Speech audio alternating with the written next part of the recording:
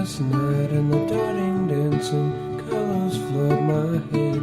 A beam of splintered light is anchored to the right side of my bed. You seen my head.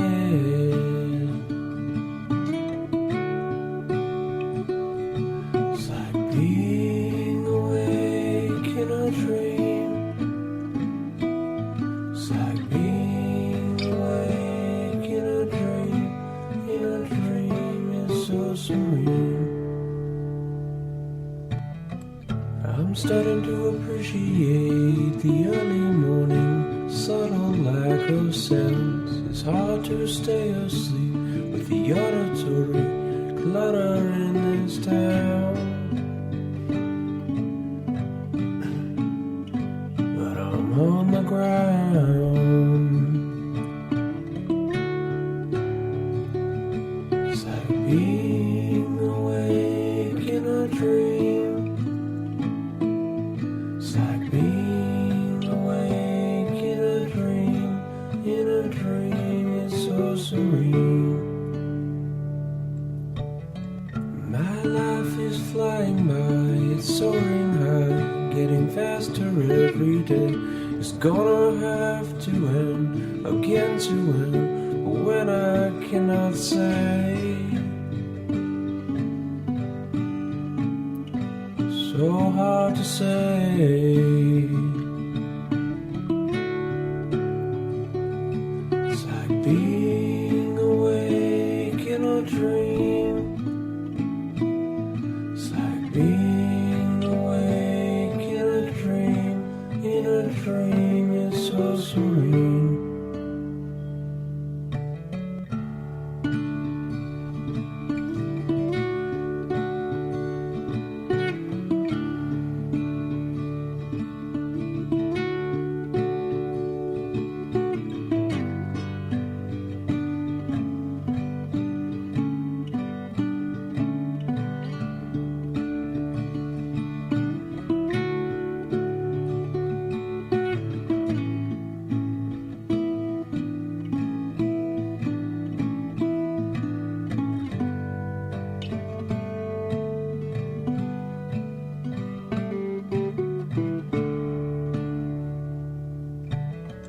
The sun came up again and the morning glory rocked me to my feet.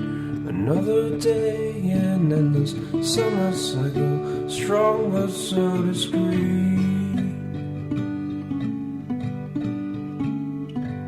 Yeah, so discreet.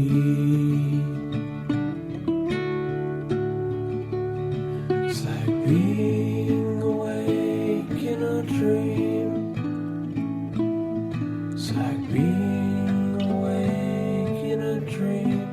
In a dream it's so serene. There's so many things that you said that I could go one way or the other about. One of them is that you're finding the changes within the Catholic Church, and I think that that's probably out of necessity. Not that they're going to have to to fire the workers, the Vatican, the country of Catholicism, but there may be a necessity because they're losing so many people because of these outdated views.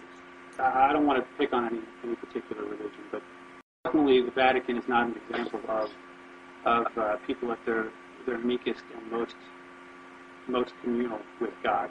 It's a lot of pageantry, a lot of theater, and a lot of money.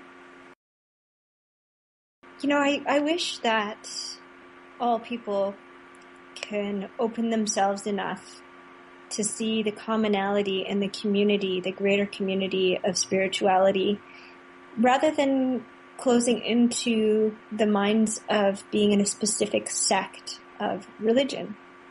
Because I know that that's really where people get into trouble or into those judging places, is by closing themselves off to the possibilities of the truth being greater than just one idea.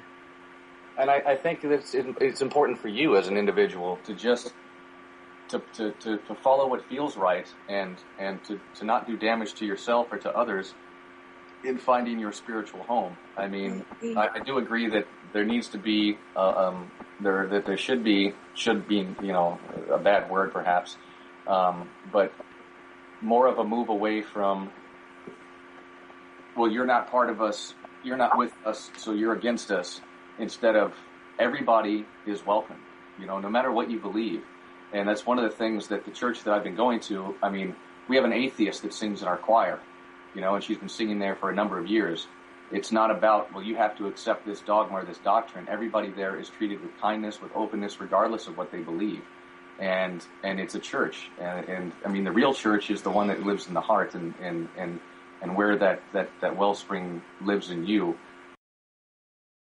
A lot of people attach their egos to their religion as well, and so there's that feeling that we're special, we're close to God, and everybody else is beneath us. And I've seen it not only in Christianity, I've seen it, of course, with Muslim fundamentalists, seen it with the Hare Krishna, even when I had dinner at one of their temples, and the guy sounded basically like a Methodist wearing saffron robes, because he was talking, that Krishna is the only way, and the Gita is the only holy book, etc., etc. It was like being at a fundamentalist Christian church. And that said, the other hand of it is that wherever one finds community is wonderful, and that's one of the things that organized religion is great about, is that you have this community of people that during hard times can support each other, or that you develop friendships with. But I totally agree with what was said earlier about, it's kind of a question of personal responsibility, because, you can call yourself anything, but if your actions aren't based on what you believe in, then it's just a game, it's a pose. There's a quote by Meister Eckhart that I really like, which is, sometimes it is our perceptions about God that keep us from experiencing, that keep us from experiencing, that keep us from experiencing.